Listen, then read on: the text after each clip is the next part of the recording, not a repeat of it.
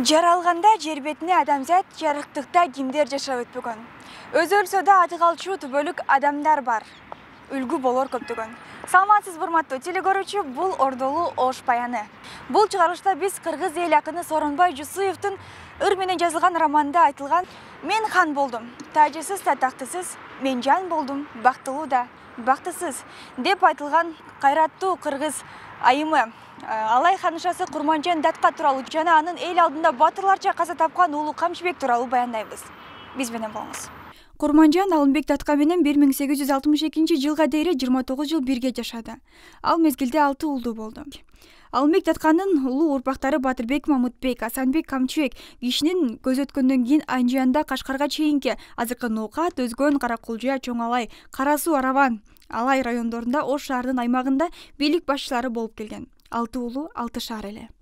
Темир Тор, 4 туал, өкүнүчтөр. Даушыл Байлинов көчөсүндөгү сезону эмнегедир улуу мундар Камчыбектин түрмөсү деп айтышат экен. Эмнеге андай деп кызыгып көрсөк, бул жер мурун чын эле Камчыбектин кербен сарайы болгон. Качан гана курулуш иштери аяктагандан соң ал сарайга алгачкы жолу анын энеси Курманжан Датка келгенде, анын дуалдын жапыздыктарын көрүп, ичинде караңгылыкты көрүп, уулуна сен өзүңө кербен сарай эмес эле түрмө салган турбайсыңбы деп айтылган дешет. Дал ошондон кийин эле орус патшачылыгы Камчыбекти да өзүнүн ошол сарайына түрмө кылып камайт.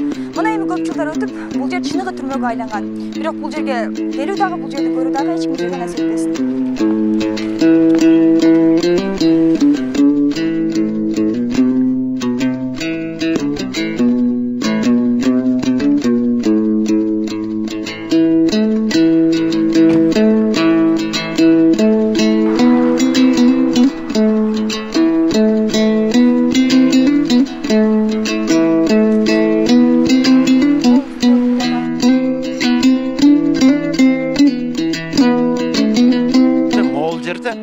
Гостиница мейманкананын жогору жагында азыркы биздин шаардык ички иштер бөлүмү, анан кийин нарыкта тергөө бөлүмү турбайбы?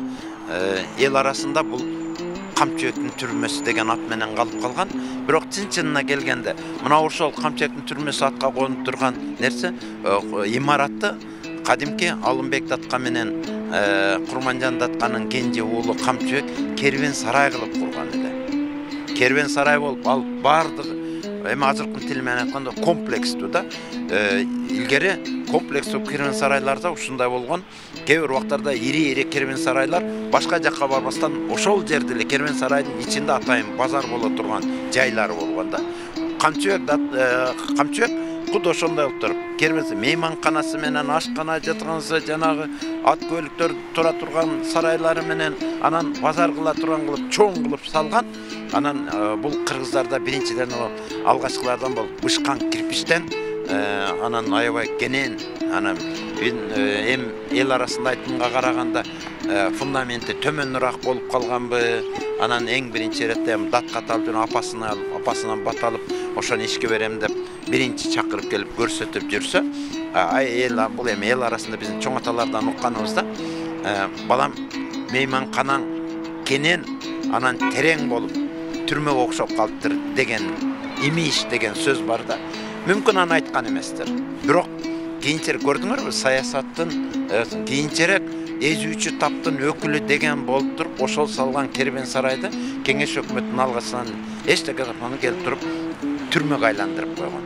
Анан баягы Камчыбектин түрмөсү деген ошого болду, апасы айтты эле ушундай болгондо. Чын-чынында ошол азыркы тергөөнүн айнын ичи чоң аймакта, ошонун бардыгы кадимки эле Камчыбек кербен сарай базары менен кошо курган нерселер да. Тилекке каршы көрдүңөрбү кандай болуп калды. Базары да аты калган жок, кербен сарайында аты калган жок, бирок Камчыбектин түрмөсү деген аты. Аны да болгондо дагы теги энесине Курманжан Датка байланыштырып айтып жүрүшөт. Бул эми эл арасындагы сөз, эч кандай документалдык тактык жок. Бирок ошол Камчыбек салдырган кербен сарайдын түрмө болуп калганы бул тарыхый факт болуп калды.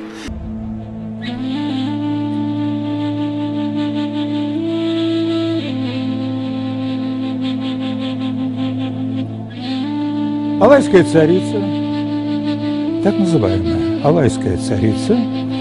Илгертен кыргыз качан төшөктө жатып өлчүн. Кыргыз уулу үчүн найзанын учунда, кылычты мизинде өлгөндөн артыгы эмне бар эле? Ичинде күйөт. Жүрөк толгон ыза, каректе муң. Бирок анткени менен эл үчүн, элдин бейпилдиги, тынчтыгы үчүн өз канынан жаралган баласын курмандыкка чалган Курманжан датка камчыбек даргасылар кезде жанына барып, жашаба балам, душман сөз кылбайбы, сал моюнга сыртмакты, өлүмгө тике кара деп баласына күч берип кетет. Камчыбек биринчи жолу дарга асылганда аркан үзүлүп кетет. Бирок Курманжан датка ошол кезде бошоткула баламды, жаза бир, өлүм бир деп айтканына карабастан аны экинчи жолу дарга асышат. Эмне үчүн бул маалыматтын баарын бул эс алуу багынан айтып жатат деп ойлосоңуздар керек. Анткени дал ушул Наваи паркында 1895 Камчыбек өз жан жөөкөрү Акбалбан менен чогуу ушул жерде дарга асылган. Наваи паркынын ордунда абдан чоң мал базары болгон. Ал жерде только 4 түлүк малдын түрлөрү сатылгандагы.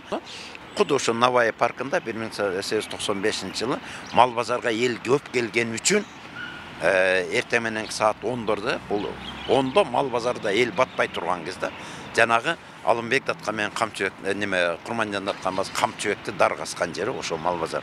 Алымбек мына Наваи базары, Наваи паркынын ордунда. Анан дагы бир мага өзгөчө жаккан жери бул эс алуу багындагы аксакалдардын кобураша сүйлөшүп олтуруп шахмат ойногон. Сонун көрүнүш. Бактылуу карылтын ажайып тууру. Жаш балдардын ойноп жүргөнү, жаштарыбыздын күлкүлөрү, анан шахмат ойноп турган бул аксакалдар. Сонун картина. Мамлекетибиздеги тынчтык, ынтымак өкүм сүрүп атканын билдирип турат. Бул жакта сейилдесең жан үнөн эс алат. Элечеги толку бойго жарашып, болсо дагы аялзаттын жүрөгү, өлүмгө да коркпой тике караган Тодо экен Курманжандын жүрөгү. Баласына дарга асар мезгилде эч жүрөгү турса дагы эзилип, уулуна кайрат берип жатпайбы Курманжандын күчтүүлүгүн сездирди. Калкы үчүн кара жанын аябай, кызмат кылган аянбастан күнү түн, мекен үчүн кантип кызмат кылууга үлгү алсак Курманжандан биз бүгүн. Кылган ишиң ошолдордун элеси, калып калды тарых менен жүрөктө. Өмүр жолу жомок болгон ханыша түшкөн экен жалгыз атчан сүрөткө. Адилеттүү Айкөл, акылман журт энеси, кайратыңа баш ийип бүгүнкү урпактарың элесиңде эскерип туу тутуп келет. Курманжан бул бүтпөс баян, антсе да үстүртөн бир аз да болсо токтолдук. Бул ордолуу ош баяны болду. Биздин ар бир чыгарылышта бизден кандайдыр бир жаңылык маалымат айтор бир нерсе алган болсоңуз биз абдан кубанычтабыз. Алдыда дагы да болсо өзгөрүүлөрдү күтүңүздөр. Айдина Абсаматова, Мирсат Нуманов.